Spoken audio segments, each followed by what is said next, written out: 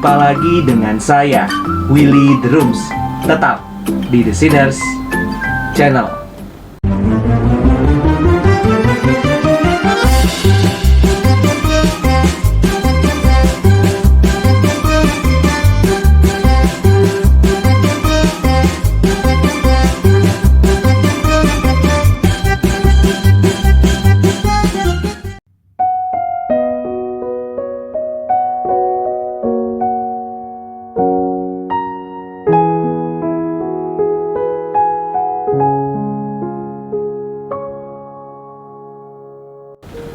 Di dalam sejarah gereja, teologi inkarnasi berkembang pesat dan memunculkan corak yang beragam.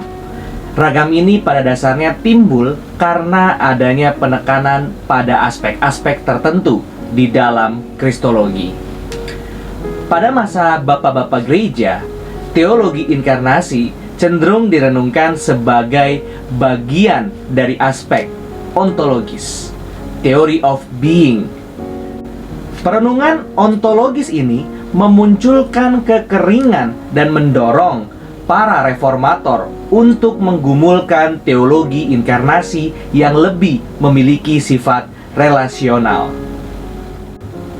Perbandingan yang akan kita lakukan adalah antara kelompok Reform dan Lutheran. Kaum Reform memandang teologi inkarnasi dengan menekankan pribadi anak Allah. Mereka memandang inkarnasi sebagai kehadiran Sang Anak sebagai Allah yang sejati dan manusia yang sejati, yang memberikan keutuhan pribadinya bagi manusia. Sedangkan kaum Lutheran mencoba melihat inkarnasi sebagai Sang Anak yang menghisap natur kemanusiaan ke dalam keilahiannya. Perbedaan ini menghasilkan rangkaian pertanyaan dalam debat teologis pada masa reformasi. Salah satunya mengenai kemampuan yang terbatas menampung yang tak terbatas. Finitum capax non capax infinity. Pergumulan yang sering disebut extra Calvinisticum berujung pada dua pandangan yang berbeda terhadap administrasi meja Tuhan. Perbedaan tersebut pada dasarnya didasarkan atas cara pandang para reformator akan realitas ruang sebagai wadah. Bagi Lutheran, dunia ini merupakan wadah dari sang isi, sedangkan kaum Reform memilih pandangan relasional dalam memahami hubungan isi dan wadah. Menurut kaum Lutheran, inkarnasi Kristus menunjukkan kerelaan Kristus untuk dibatasi dan mengambil wadah terbatas sehingga bisa masuk ke dalam dunia ini. Sedangkan Calvin dan pengikutnya melihat bahwa keilahian Kristus tetap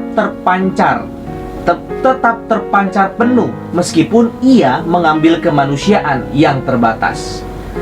Palungan tidak dapat menahan kemuliaan bayi Kristus yang lahir, yang mana kemuliaan sang bayi menembus dan memenuhi semesta alam. Menurut teologi Lutheran, Sang Anak menghisap kemanusiaan, genus majestaticum, sehingga kemanusiaannya pun diwarnai natur ilahi. Berbeda dengan kaum Lutheran, teologi Reform mengafirmasi Chalcedon, mengakui bahwa Sang Anak memiliki keberadaan dalam dua hakikat, tanpa pencampuran dan tanpa perubahan, tanpa perpecahan ataupun tanpa pemisahan. Dengan kata lain, terdapat penyatuan langsung antara hakikat kemanusiaan dan keilahian Kristus tanpa menghisap satu dengan lainnya. Keunikan teologi Reform juga terdapat dalam pandangan mengenai komunikasi fungsi yang terjadi antara kemanusiaan dan keilahian Sang Anak. Keunikan ini digambarkan dalam tiga perspektif. Bagaimana anugerah bekerja, communicatio gratiarum. Bagaimana properti-properti yang ada berkomunikasi satu dengan yang lain, communicatio idiomatum. Dan bagaimana kedua hakikat ini beroperasi bersama-sama, communicatio operationum.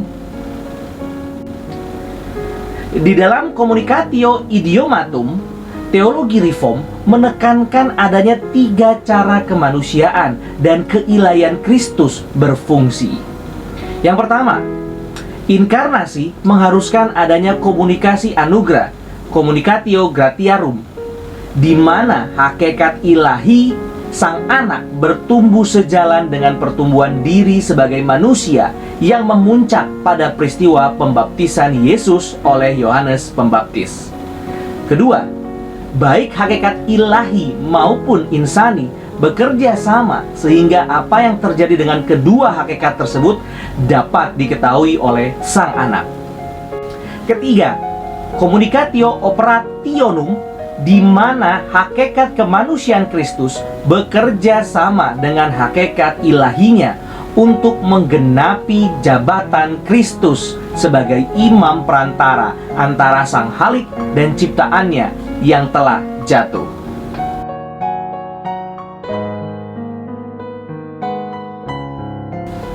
Dari penjelasan singkat dapat dikatakan bahwa sebagai kaum reform, inkarnasi Kristus bukan hanya pernyataan anak Allah turun menjadi manusia, tetapi juga Allah di dalam Kristus.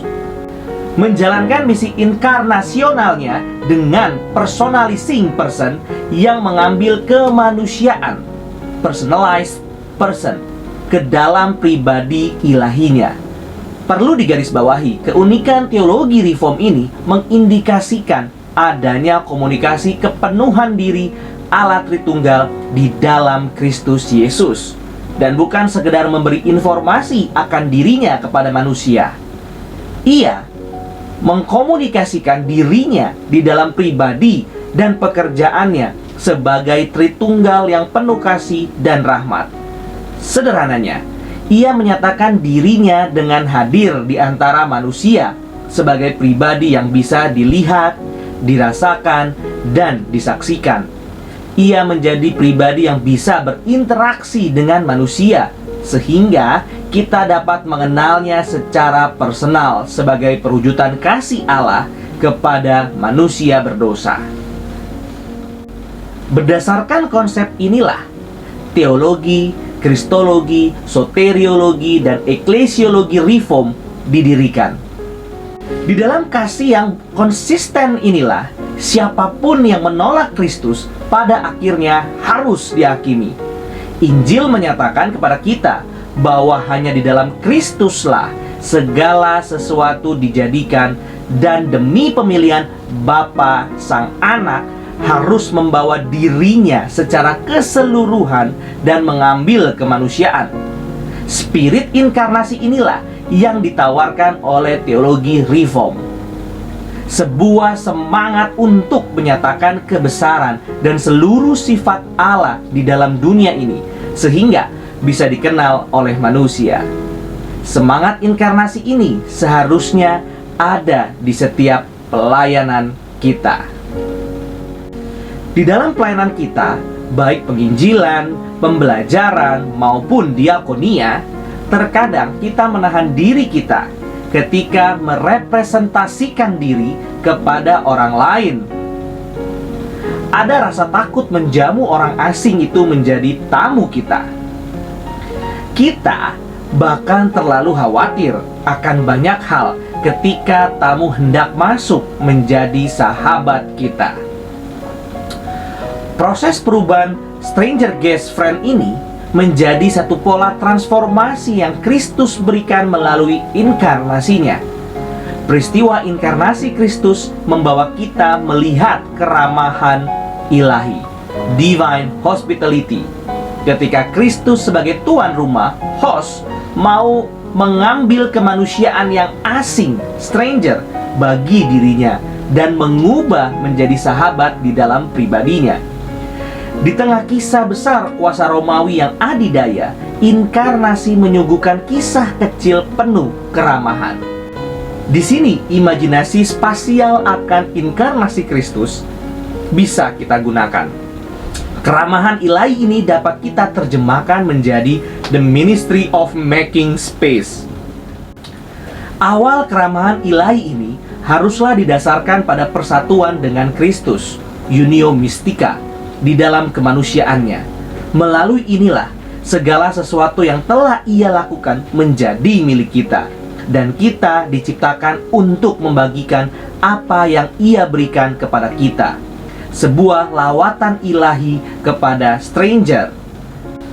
Melalui inkarnasi dan penebusan inilah kebenaran harus dimengerti, tetapi bukan hanya dari sisi pencangkokan kebenaran Kristus melawat kita, tetapi juga dari sisi partisipasi di dalam kebenaran Kristus yang telah Kristus berikan melalui persatuan dengannya. Keramahan ilahi melalui kita. Inilah yang Calvin maknai dengan sebutan blessed exchange.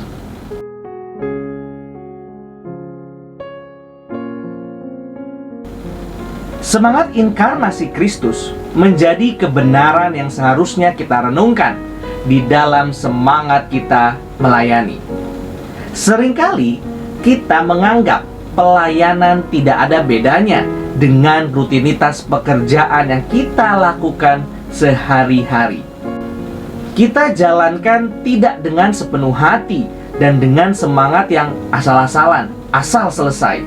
Namun, inkarnasi Kristus mengajarkan kita bahwa pelayanan seharusnya dilakukan dengan sepenuh hati, bahkan hingga mengorbankan segala kenyamanan yang sudah ada selama ini.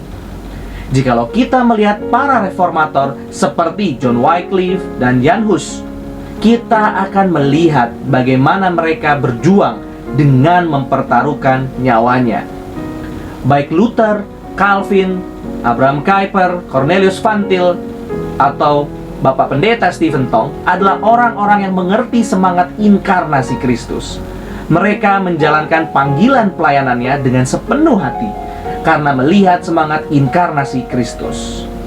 Maka pertanyaannya sekarang adalah, bagaimana kita merenungkan dan menghidupi semangat inkarnasi selama ini? Jikalau kita sudah mengerti semangat ini, mengapa kita masih sulit memiliki pelayanan yang sepenuh hati?